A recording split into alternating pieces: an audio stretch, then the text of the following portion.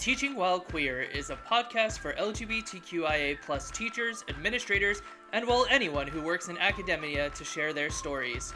Hi, my name is Bryan Stanton, a queer theater educator in San Antonio, Texas. Each week, I bring you stories from around the world centered on the experiences of LGBTQIA folks in academia. Thank you for joining me on this journey, and enjoy Teaching While Queer.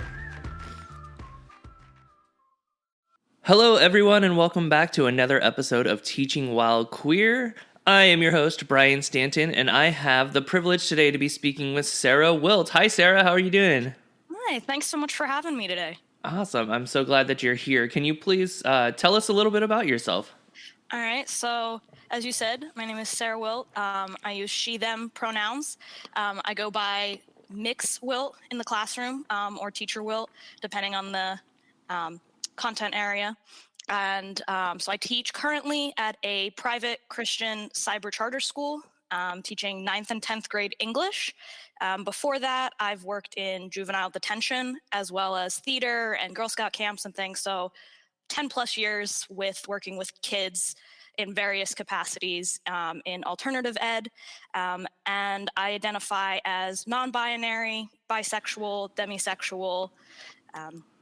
So I guess that's my elevator spiel about myself. Awesome. You are our first guest, or my first guest, that identifies as demisexual. So for the sake of the audience, would you mind explaining that term so that we can all be in the know as we go into the conversation?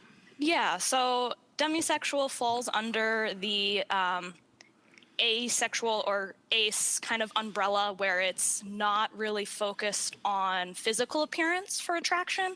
The best way I like to say it is that kind of just like talk nerdy to me. If you've ever seen that meme, is kind of the best way to describe it. I'm more attracted to kind of like pansexual, where they're attracted to personalities, but I have to have like an intelligent connection with somebody.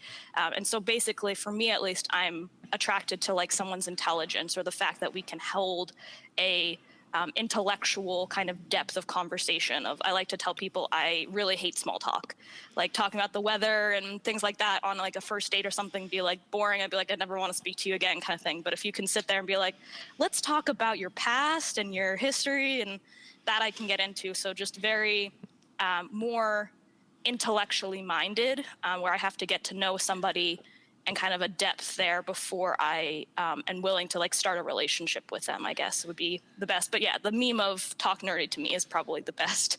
What a great connection. Yeah, absolutely. And it gives you that like visual of being like, this is very clear what I mean. Yep. Well, thank you so much. I preferred that people define words for themselves, especially if they identify within that community. So let's talk a little bit about what it was like for you as a queer student. As a student, well, that's gone way back. So I can say that I was raised very religious. My mom's side of the family is Byzantine Catholic, which are the ones that still chant in Latin to this day. And my dad's side of the family is Roman Catholic, so just more modern version of that. But so raised very religious. So I have a lot of my head thinking about this morning before getting on, was this idea of like passing, especially in like the demisexual and bisexual community, is, you know, outwardly I was always dating men, or I always had this idea of like, oh yeah, I have crushes, but still in my like Pennsylvania community was singing the country songs, but from the male perspective. Some things where it's like, it's okay because it's country, but it's like, I'm not singing the female version, things like that. And then came out as bisexual, ironically, where I was dating a guy, and he and I both came out as bisexual at the same time after we broke up. And so it was a whole joke in middle school of that we turned each other gay. He's gone on to go fully gay and date a wonderful guy from Canada. Wish them all the best. But I continued on being bisexual, dating women kind of in the closet, as you do in school, where it's behind your parents' back. Had a lot of bullying in that scenario of people calling us names, had someone in high school say he would rather sit on the floor than sit next to me in a class because he didn't want to catch my illness, which is tons of fun. That's a whole, rabbit hole we could go into, obviously, of everyone has, I think, some of those stories if you've come out before 18. And then the kind of non-binary demisexual side of things didn't really come to me until college, where a lot of people just started calling me Ace because I was so focused on academics. And I had a long-term boyfriend who's now my fiance at the time, but a lot of it was I was just focused on being a nerd. I was focused on learning things. I wanted to interact with the professors more than my peers. I had no interest of going to college parties, along with finally kind of being able to express myself in terms of gender, and also just working with kids a lot of the time where I couldn't buy female shorts because they're too short and things like that. So you then had to explore I'm just buying men's pants because I have to have them shorter or I have to have them longer to fit me. And then it turned into a lot of why is it labeled man versus woman and that whole rabbit hole. So yeah, I would say that's kind of a speed run through of my wonderful childhood and then ends with, again, working in juvenile detention, kind of connecting with at-risk kids, because I connected with that idea of connecting with students and children to kind of make a difference there. And then started working at my current position in the wonderful world of the pandemic, when online learning kind of flourished. And so I have thanks for all of my, work benefits from the pandemic there. Absolutely. It's so funny because I have that same struggle when it comes to clothing or any product. If it's labeled for man, I'm like, I'm not buying that. I'm literally I don't want to buy that. Nope. Yep. And it's fascinating if we want to go down that rabbit hole of my mom. Love her to death if she listens to this. No offense, Mom, but she's really struggled with that in the sake of she can only conceptualize it as you're doing this because you're a teacher, or you're doing this because you have to dress conservatively. And it's hard to kind of explain that to an older generation of no, I'm doing this because I think the binary is ridiculous and I like these clothes better, kind of thing. Of a lot of button ups, she'll come up and be like, just unbutton a few more buttons, show your neckline. And I'm like, no, I'm cold. I didn't know. Fashion is pain. You must suffer. Especially if you're going to present as a female. Don't even get me started. Yeah. Yep. I just got back from a trip to New York City, and it really dipped down into the 20s while I was there. And I just saw these women walking around in these mini dresses and whatnot. And I'm like, oh God, I know you look beautiful, but it is freezing right now. What are you doing to your legs? Yep, that and heels, where heels, so many, I feel like heels are just ballerina shoes, the point shoes, where it's you're killing your feet and killing your arches, but you're no, I look fabulous. Nope, not for me. Yeah. Take tennis shoes any day.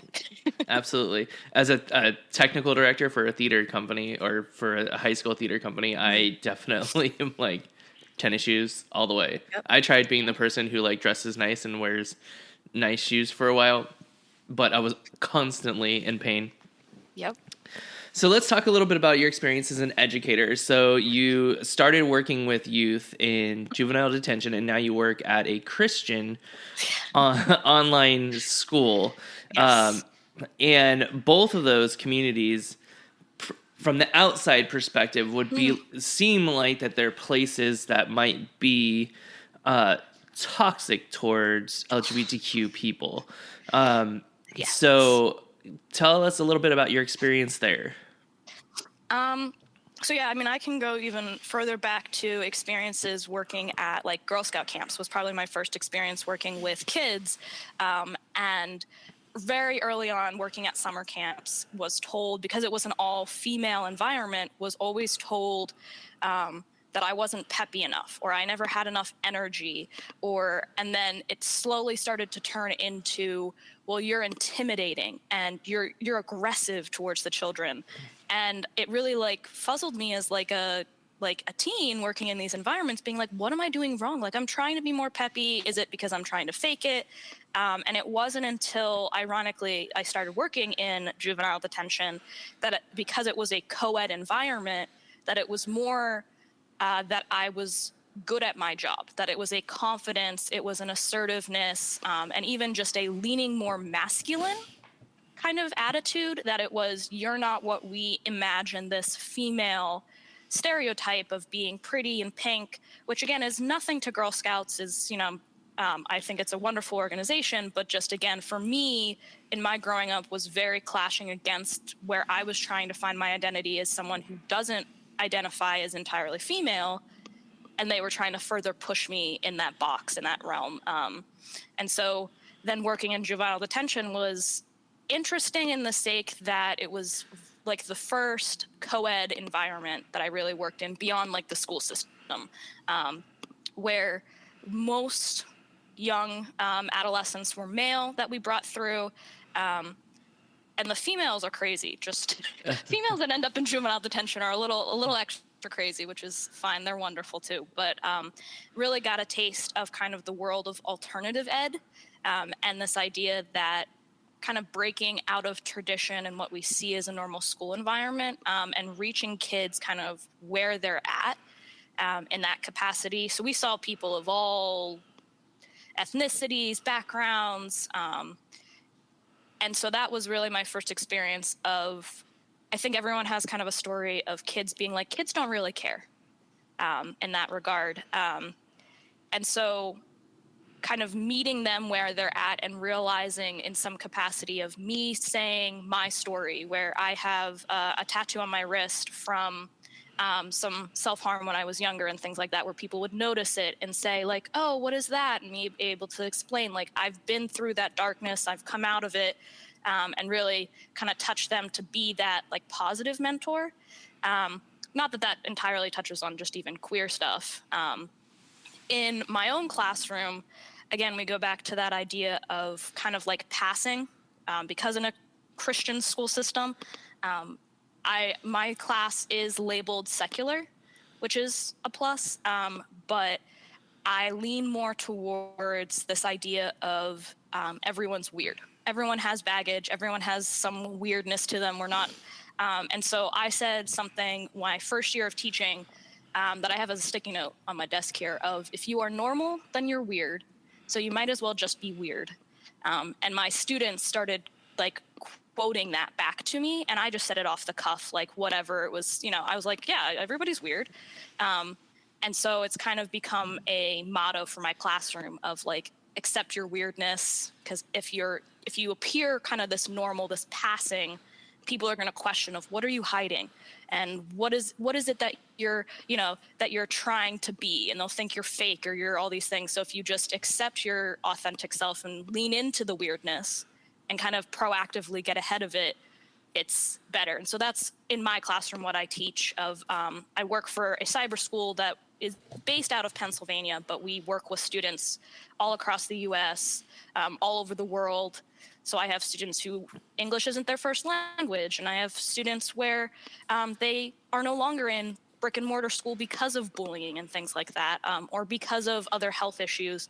So kind of leaning into that side of it helps, even though, some people will be like, well, that's passing, you're not, out and proud in a capacity. But I think that is more of a like a universal theme or a universal lesson that more people can connect with without stigmatizing you're trying the queer agenda or something along those lines. Absolutely. I also think that like there is merit in just understanding your circumstances. And I had a guest on towards the beginning of my season. Her name's Dr. Lulu, and she's a pediatrician. And one of the things that she shared was like, it's less about coming out and more about inviting in. And so like that makes it sacred, right? It's mine to share. And I think that that's so powerful, because I get really frustrated with outings. I was outed when I was a teenager. And so like all of this social media pressure from people, and even like queer baiting just as a concept, like just really irks me because it's like we're forcing people to share things that they may not be ready to share, or we're accusing people of doing things when maybe they're just not ready to tell that story. Like, 100%. 100% is a level of almost like it's twofold there of gatekeeping of you can't do certain things and pretend you're part of the community, pretend in quotes there again, that passing, unless you're out and proud and you're sit here and say, I am this and I'm going to wear rainbows every day. And then the other side of it is this idea that this like, if you're not speaking up about it, then you're part of the problem, which again, I don't think it needs to be as like black and white. And we could go in a whole rabbit hole of like how it's this like, I don't want to use the term fetishizing, but like this idea of like making it's a cool trendy thing. If you have to have the one Asian, the one black person, and the queer person, and it's like a trope instead of authentic. Yeah, tokenism. Tokenism, that's a better word. Yeah, absolutely. And I get so frustrated with that. I was teaching at a conference in New York while I was there, and one of the things I talked about is that like we see this happen with Black communities, Asian communities, queer communities, where like those teachers have to become the banner holder. And I really want someone to do a study of tokenism and burnout. Like if you have to be the teacher who waves the banner and protects these children because you're queer and so that's your community, what is the burnout like for you compared to a cisgendered heteronormative person? Oh, 100%. 100%. Because it's interesting because you mentioned I went to a teaching conference last fall, and I was talking to people that were 14 years teaching, like 14 years in, and they're at this conference because they're like, I had to change something in my teaching. And discussing with them of, again, I started teaching during the pandemic, was my first like official, we want to call it classroom per se. And talking to a lot of them was emotionally in terms of burnout, I'm at the same level as someone who's had 14 years just teaching. And, we talked a lot about like why that is. Some of it is, that we have to wave a banner. Some of it is even tokenism of I'm the youthful tech guru at my job, where everybody looks at me and goes, you're a millennial, so you know tech stuff. And I'm like, well, I do, but that doesn't mean I want to help you 24/7. Like I do have a full-time job over here. So I think I absolutely would be fascinated of like queer teachers starting out, as well as just like how the pandemic has affected like young teachers starting out, because the two of those things, I feel like we've been isolated in some ways, but we're also like leaning more to an online space, which pros and cons for both of those things. Agreed. It's so funny because I'm getting my master's in theater pedagogy, and I've been talking a lot about how universal design for learning, which is really about leveling the playing field, providing equitable experiences for all students, regardless of culture and ability level. I find it to be so easy in the virtual space. Mm-hmm. And I struggle so much in the physical classroom. So there really are perks to both. But I teach in Texas, and much of the state is really like, we just need to get back to what things are like in a physical classroom. Mm-hmm. We want to try to limit the amount of virtual work that we're doing, which I think is not actually being able to provide an equitable experience for everybody, because some students might do better with the online work, and some students might do better with the physical work.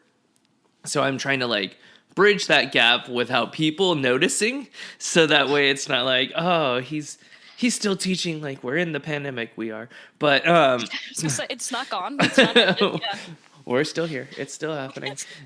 But I find that so interesting because I rather enjoyed teaching online, though in Texas I only had like 6 weeks of it. I had the end of a school year and the beginning of a school year, and then we jumped back in the classroom.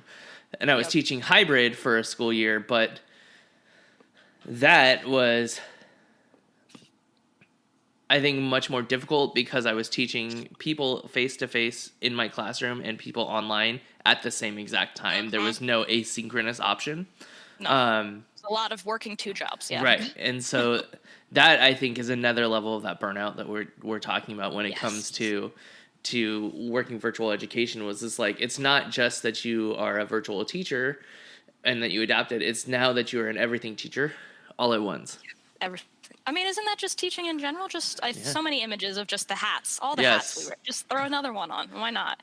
And it's fascinating of pre-pandemic and even a little bit still, like you're giving that like pushback of everyone's like, go back to normal, of experiencing people, I don't want to say looking down on, but it's like we're not taken as seriously when we're cyber schools. It's like, oh, it's almost seen, and I mean, I take this as a compliment, but people have compared me to like Twitch streamers or like an influencer.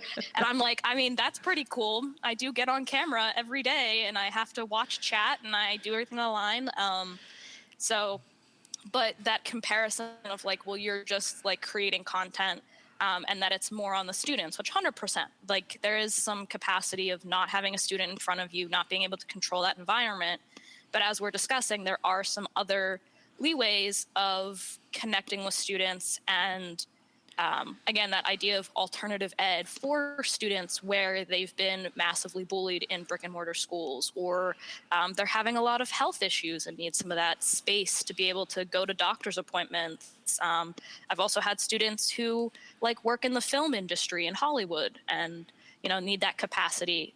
So again, just goes back to kind of more flexibility and that kind of giving a more modern pushback to traditional schooling of what that should look like, which pros and cons do I think cyber school teachers and teaching online became kind of the butt of the joke in a lot of the pandemic. But I appreciate that we kind of got a little more credit, I guess, that like, this is difficult. Yeah. It's really hard. Thanks. It really is. It really is. So, given that you've kind of got an atypical background when it comes to teaching, have you ever had situations where students are either intentionally or inadvertently homophobic in your space? Goodness, that's a good one. I mean, I've had like insensitive, not about queer stuff, but I've had comments. I make a rule in my classroom just because it is secular and because we're focusing more on English than the outside world, which again, there's some push and shove there of I make a rule kind of unspoken that we don't directly bring up politics. And that is something from like the pandemic of I've just said like we're not going to explicitly state it. So that's helped. But I think there's also a level of when you're working with kids of like, I don't want to say like thick skin, but a level of knowing, depending on the grade level, that what they're saying is not necessarily them. It's just what's spoken to them, especially in a cyber school environment. What I think has been more of an issue for me is because in cyber school, you're taking yourself into these people's homes. So there's a lot of things with like parasocial relationships and influencers of you make this deeper connection because they feel like you're there with them. And I've had some concerns or more anxiety around parents listening, which is not me like, oh, I'm trying to hide something, but just a level of you never know who's there listening. And later I'll have parents come to me and say, oh, I was listening to your lesson, or I was there while Johnny was doing this. And I'm like, that's great. I'm so glad every mistake I made in that lesson is now like promoted to you. My lessons are also recorded for students, again, for that differentiation so they can watch it later. And I've had parents similarly watch it back. So I would say there is pros and cons, but never a student necessarily. And again, that might be because some of the like passing realm of bisexual and non-binaries kind of, I'm not super out and proud rainbows everywhere. But the students that know, I guess is the best way to put it. So I would say I've had more pushback from parents than students specifically. I've actually had more students reach out to me and feel more comfortable saying things like, hey, I need to change classes because there's someone with my dead name in this class and I like can't even focus. Or students who have, because it's their own space, a flag, in the background, and I messaged them and I'm like, hey, is that the lesbian flag? And they're like, yeah. And I'm like, oh, that's awesome. Like, good for you. So I would say, yeah, not as much from students. Again, probably because some of that passing, and also just like me creating an environment where weirdness is okay, and kind of leaning into my own weirdness to be like, yeah, I didn't sleep last night, let's get going kind of thing. And like leaning into some of those for them to feel like, yeah, it was okay to not be 100% on any box, I guess, if that makes sense. I don't know if that answered the question. Yeah, sure. I think that you brought up an interesting point about dead names in the class. I struggle because in public education, all the paperwork has to be the legal name that is on the birth certificate unless the parents go out of their way to advocate for changing it. And so I will be looking at or sending emails, and I always BCC my transgender or non-binary students who go by another name, because I don't want other people to be like, who's this person? Yep. And so it's a real thing to like see a name pop up. So that would be another thing. Like if I were to host Google Meets with my students, their dead name is going to show up on the screen. And there's no way for us to change it. Yep. And there's at least, so we use Zoom as our online. And so we changed recently, as in like the past year or so since the pandemic Zoom used to allow users individually to change their name. And now for just security purposes, and attendance at our school at least, changed it so that only the teacher has the ability to do it. But then it becomes a lot of anxiety of like, oh, I have to wait until I see that student pop in, and then I have to remember and hope that nobody read their name while it's there. And I've had it's interesting because in one of the concepts in the cyber world that I've seen with students is students who either physically are transitioning, and so there's that like awkward second puberty that they prefer just to be in a cyber school environment so that they don't have to be on camera or in a public setting, because we've all been through that when your voice cracks and things like that where you're like, I don't want to be around people. I've had that, as well as people who have changed just how they express themselves and are kind of playing around with kind of some identities to see what fits, and some pushback in the world of parents where they've taken them out of brick and mortar because they were bullied for that sense of wanting purple hair or for wanting to wear a dress. So I've had both. Of a student, again, had to move a class because a student came in mid-year and they said, hey, that's my dead name, dealt with it, brought it up to admin, and they were willing to move because it wasn't super big issue. It was just, here's a different Zoom code, different time period of the day. I think the more difficult ones are students who share with me or want to have a name different than what's on my roster, but the parents give pushback, or it's, like you saying, some technology and things, or explaining it to other people in the school of like, hey, this student who's going to show up like this on every other thing likes to go by this. And they'll be like, okay, all right, I guess. And sometimes it's okay if we put it under the premise of like, it's a nickname or it's their middle name. But yeah, sometimes it's a little confusing of then you start using different pronouns and things, and people get more confusion, I guess, than is helpful. I don't want to, again, be the queer agenda to be like, you should allow students to change those things on documentation. But at the same time, it's kind of like you cause further, not even harm to the student, but just further confusion in the school system, because we constantly have to be bringing up the topic of, hey, they're trans, or hey, they're identifying as this now, and constantly mentioning those things instead of just being like, yeah, this is this now. Yep. And I think it's such an interesting thing because of the fact that like there are federal laws that protect students' health, and gender dysphoria is the actual medical condition associated with transgender folks. And so by having to constantly bring this up, we're actually like, I don't know, borderline violating that specific right. And I wish there was a better way for the schools to handle it. Like that parents or I don't know, even students would be able to put like a call me this. And it's happened in my role where it's like, this student has a nickname. They go by Andy instead of Andrew. And so it's like, if we can put this nickname in there and parents can put this nickname in there, then why can't we put this person's actual name versus their dead name? And I will say that I've seen, not at like a high school level for myself, but I've seen where my younger sister just graduated college, and that was something of my sister goes by a nickname and was very quick of on all of her IDs for college, they put her nickname because she put it as this is my nickname. And so I think that's kind of, again, we talk about this idea of like passing, is I think that's where people are finding that gray area of they're going, oh, it's just a nickname or this and that. And then they're universities or groups that kind of are a little more, I don't want to say liberal thinking, but a little more open to that, are shifting and saying, okay, we're just going to call you your nickname, which for my sister was kind of, she got thrown off because she's like, nobody's called me that since I was a child, but sure, let's run with this.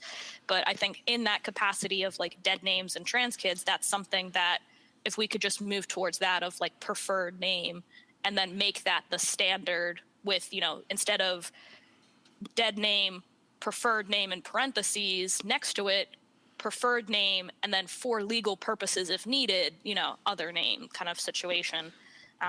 I find it more because, again, I work with students from all over the globe. So we have students where very interesting names. I find it more of a pushback when it comes to pronouns of teachers saying, can we put on the student's ID card whether they're male or female? And I'm like, no, let's not. But they mean it in the sake of they want to be able to email the parent and be able to say, hey, Susie was in our class, she did this, and not have to say one way or the other of. But then, of course, I, as the English teacher, which confuses everybody, and come in and go, well, you know, there's the singular pronoun they that you could just put in your emails and nobody would question it. But I even have people where I use they, them, their in emails, and people will come back and they'll be like, just so you know, this student is female. And I'm like, just so you know, I wasn't aware of that. Or like, this is a copy paste email I send to every student and it's just easier to write they, them, their. So I think that's more where you get the pushback, which again, as an English teacher, a lot of people will be like, what do you mean? Singular pronoun they? How do you not know better? And I'm like, I do know better, actually. that's the problem. It's so funny because I'm reading a book right now on queer social movements and their impact on like queer educational justice. And one of the articles or chapters in there always does the he or herself, she/himself, like, and I'm just like, just say they.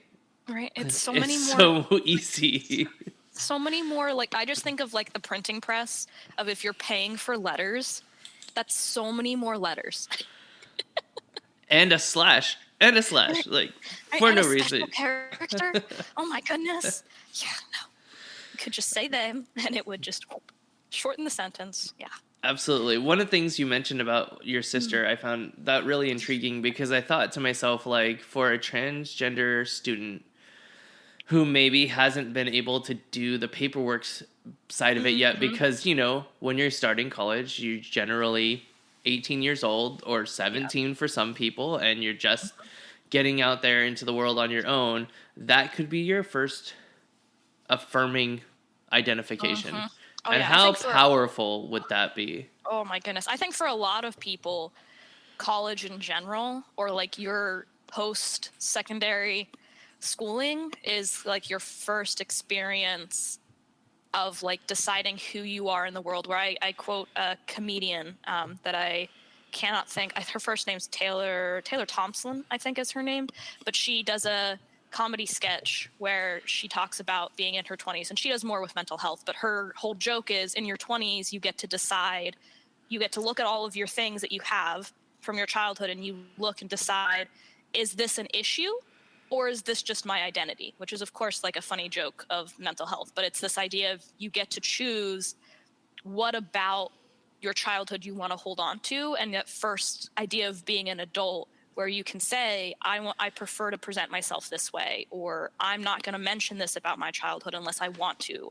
And that idea of I can now write the narrative instead of it being written about me, I think is a big realm of adulthood. It's great. I think that's huge. I have been looking into research methods for one of my classes is focused on access, equity, and inclusion. And so there's a lot of focus on disabled people. And so much of the research in many of the models of disability don't include the disabled person in that model. Like, the perspective comes from doctors, the perspective comes from researchers, the perspective doesn't include voices from the actual community. And so that idea of like just being able to like take over that narrative, it is very much that childhood, from most of it, is your parents telling you who you are. Or society. Or society. Exactly. Yeah. Especially with the onslaught of social media. And there's something you were saying about like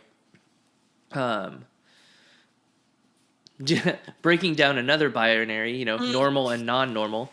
And I was just thinking about like social media and how your students probably benefit from that conversation, because you question, oh, that person is presenting as completely normal, and that makes people go, huh, what are they hiding? And so a lot of like social media is, I'm presenting this.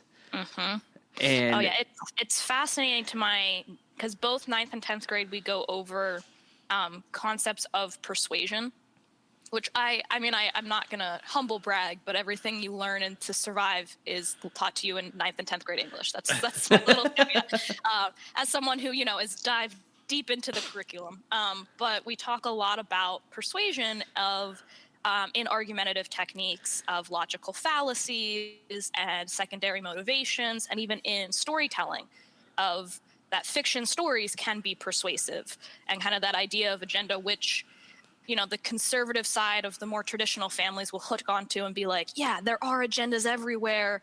You got to watch out for these people pushing these agendas. But I think I have, surprisingly, in my world of cyber school, that's the unit. We'd go over everything else in the English gambit, but that's the unit that a lot of my students hone in on. And they're like, I really appreciated this unit, or I actually use this in my real life. And I think it does connect to that idea of more and more in our very like internet virtual world, being able to know the difference between like reality and fake is very blurred. And so being able to pick out some of those logical fallacies, or thinking outside the box, even of just what they're saying to me is not necessarily what they mean, or that they could have a secondary motivation, is like fascinating that's what my students latch onto. But I think it is 100% to your point that they're living in this virtual space. And I've done, again, a lot of research in the world of parasocial relationships and influencers. Because again, you compare me to Twitch streamers, how many times I'm going to start researching it, apparently. But that idea that if I'm going to reach them and connect with them at that point, we have to reach kids at where they're at. And that's, I'm doing that by coming into their homes. I'm sounding like Santa Claus now, but coming into their homes via a computer screen. But if I'm going to build that relationship, it's almost kind of like, I feel like as an educator, I need to be privy to knowing what impact I'm having. So a lot of that kind of level 2 of reaching kids where they're at. And also, I think it's important then to know if I'm leaning into this new non-traditional school environment, of what impacts does that have post-pandemic, adolescent development, some of those things, which is fascinating. You're one of the, I think, 3 or 4, I've had 3 or 4 English teachers on, and I think that is so interesting to me, that it's like the place where you can go to teach life lessons. And someone else pointed out, like, as long as they're reading and writing, find a news article that's going to, provide a positive outlook on something, or a different perspective on something, or give them options. I think English is the only core subject I'm thinking through different core subjects. I will say that this gives some like struggle for students in my classes. But it's the only core subject where I have to say it's not about having the right answer. It's more about how do you back up your answer, and can you find proof for it? Can you express your ideas? And it goes from this idea of, they say that up until I think it's like third grade, you read and write to like learn those skills. And then after third grade, you're reading and writing to learn different material. Like those are just the ways to express your thoughts or to get ideas from other people. Which, we could go into the 100-word gap and things for students where if you don't learn how to properly read and write by third grade, that's a whole issue. But I think that's where I fall into it, is teaching students how to socially advocate for themselves and better express themselves. Because if you have the words and you have the abilities to write your ideas down, then like that's, we're saying, you get to then control the narrative because you have the ability to tell your story or to, to express yourself. And I think that's, again, not to like pat myself on the shoulder, but huge thing in life when it comes to, 9th and 10th grade skills right there. Absolutely. So you had worked at Girl Scout camps and juvenile detention. What drew you into education? Ooh, so ironically, the other jobs were kind of a means to an end. Not to say, again, I love those jobs. And I have wanted to be a teacher since 8th grade. Was kind of like my big focus of, I knew I wanted to work with kids. I really enjoy that kind of like nurturing side of mentoring and those kind of things. Since Girl Scouts. And so it was leading just kind of in what capacity, in what like realm. And so again, with the kind of being demisexual, I think I always enjoyed learning and finding like knowledge of things. So when I was younger, again, from like 8th grade, I was like, I think I'm going to be a professor. Like, that sounds great. Just give me like, people give me kind of some dignity and I can just do research all the time. And then have kind of slowly through different jobs narrowed down of like, no, I do like working with kids. And then it was in Girl Scout camp of, oh, I prefer the older kids because I don't have as much energy. Like, you all who work with elementary school, you're saints, I swear, because can't do it. Yeah, clap all around, because I do not have that energy of, I save my energy for the end of the day with my own family. That's my energy. And then going on to juvenile detention really sparked a passion for me in terms of alternative ed. And this idea that it doesn't have to be the brick and mortar classroom, this traditional mindset. So I would say it wasn't necessarily that I like fell into education.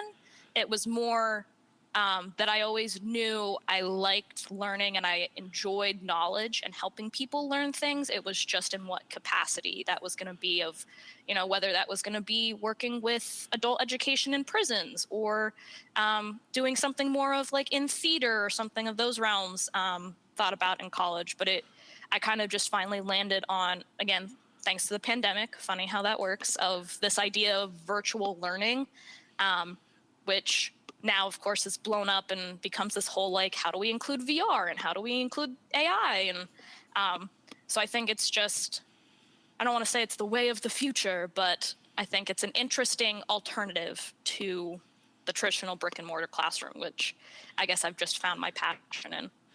Both of my master's degree are online, so yeah. I absolutely thrive in that environment. I got my master's in legal studies, and it was literally reading and writing, and I was like, yes, I can write papers for days. I cannot take tests. Yep. But also just the pedagogy of, you want to meet students where they're at, and learning doesn't necessarily have to happen in a classroom, and people learn in different ways. And I think virtual learning allows that to happen. And I think we're still, not to say that my school is great in this, because I think we're still very rote of like, come to class, do your notes. But I think post-pandemic is the big question of what is education going to look like, and it's going to be more virtual in that capacity because of that. I agree. I think that we need to embrace the future, that we have been doing this in desks facing the teacher for almost a century now. So when does the entire pedagogy change? All right, I've got a couple of questions to kind of round out our episode. The first is, if you were talking with a brand new LGBTQ plus teacher and they had some concerns about being their authentic self in the classroom, what advice would you give them? I would say don't be knocked down. Again, I think it goes back to thick skin, not in the sake of like you need to be some warrior. Again, we talked about like you don't have to be that person who's the banner and the flags. But I think embracing your weirdness in a capacity of, knowing your limits. I think especially with teachers starting out, it's very hard to balance. I don't want to lose a job, or I don't want to lose the ability to have a job because of my authenticity and who I am. But I would also argue that there's a second side to that coin of, if your school community that you're in is not going to be accepting of you because of who you are, is that really a school community you want to be in for the long run? And it's, we could talk about that's a job, but end of the day, I think the biggest thing in education is that you're finding communities and you're finding admin who will support you both as a teacher and as a person. And I think that would be more beneficial. So I would say thick skin, knowing, your limits, and not being, doesn't have to be out and proud throwing rainbows around, but also don't be afraid and scared of who you are because of that. Like, don't hide who you are because of a job, and that your students will appreciate you for it. Absolutely. I think that knowing your environment is so incredibly helpful, because if you feel that kind of feeling in the interview, I've had a friend who is like interviewing all over the country right now for orchestra teacher positions, and he's like, nope, I think after that interview I can say that, one, they're not going to hire me, and two, I wouldn't have accepted. And I think that knowing you have a choice, and it can be real hard because like life is expensive, but you do have a choice, and your choice should focus on your safety, because you won't realize you're being traumatized until the trauma is done. Yeah. And there's then, pushbacks of microaggressions and things like that, that if, you try to hide yourself in an interview and then later come out slowly or any of those, that, it's better to be upfront of the best advice I've gotten is an interview is two-sided, where you're interviewing for a position, but it should also be you interviewing them and asking questions of, what do you do in this scenario, and how do you support teachers like this? And so I think even if you're just an ally, asking some of those questions for some of that inclusivity and realizing what kind of community you would then be a part of is important. Yep, I agree 100%. I've talked about that extensively on the podcast. Just we have to do our part to make sure that in the interview we're asking the questions that are going to make us safe. Last question for you. What can students, teachers, allies do to help move the needle toward inclusivity for LGBTQ students? That's like the big thesis level question right there. I know it is.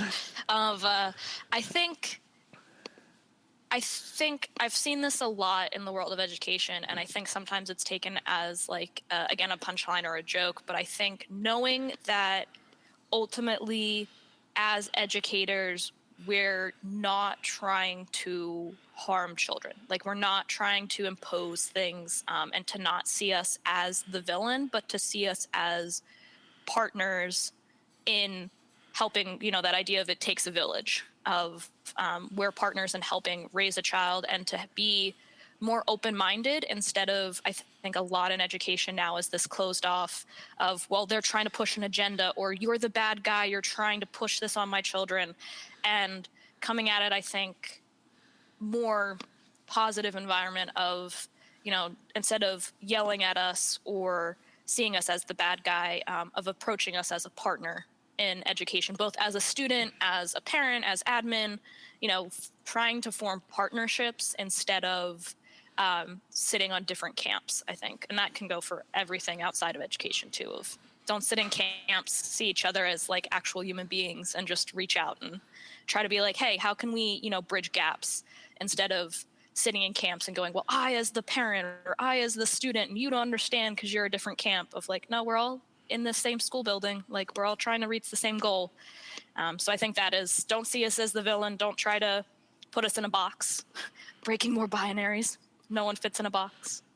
Of making partnerships, I think, is a big thing of, even reaching out and being aware of, hey, you're now part of helping my child, or you're part of my education. Let's, work together instead of different camps there. I agree. I think over the last probably 5 years, which is unfortunately how long I've been teaching, the idea that teachers aren't human, they're just teachers, has kind of really blown up. And so I think just a reminder that we are all human and we are all here supporting your child with what they need will go a long way, just remembering that. Yeah, and even just as a student of, that we're not the bad evil wolf trying to catch you and, I'll give you a 0. We're helping you. It's on, student advocacy there. Yep, absolutely. I've had students where I'm like, hey, dude, I grade you on effort on some things, but when you put 0 effort, it's a 0. So I don't know, like, that's not on me. Yep, the statement where it's you gave me, and I went, I didn't give you a grade. I was not the one who just picked it out of a hat. I didn't do that. I did some math calculations. Tough for me as an English teacher, but I did the math calculations based on your effort. Yep. I do my best to use rubrics so that way there's a less confusion. Like, if this is what you've done, you can see where your mistakes are. But I'm also one of those folks who, like, gives everybody opportunities to redo. Whereas my district has a little bit more strict policies of like, if they passed, they don't get to redo. And I understand that high school is a different game than it was when I was a kid. And things are incredibly competitive. And so many people were worried about ranking. Like, I'm actually looking at a musical for maybe next year for our musical theater class that's called Ranked, and it's literally about high school class rankings and the stress that causes students. And so I think that it's so necessary for us to just remember that not only are teachers humans, but so are students. Yep. And we're all just trying to figure it out. We are all just trying to figure out. Thank you so much. I've had a really great time with this conversation, and I appreciate you so much for being on the podcast. Thank you so much for having me. All right, everybody. I hope you all have an amazing day, and thank you for joining us on Teaching While Queer. Thank you for tuning in to this episode of Teaching While Queer. If you're enjoying the episodes, please leave a review wherever you are listening to our podcast. Check us out on Instagram at Teaching While Queer. And if you're interested in being on Season 2 of Teaching While Queer, please visit teachingwhilequeer.com. Have a great day.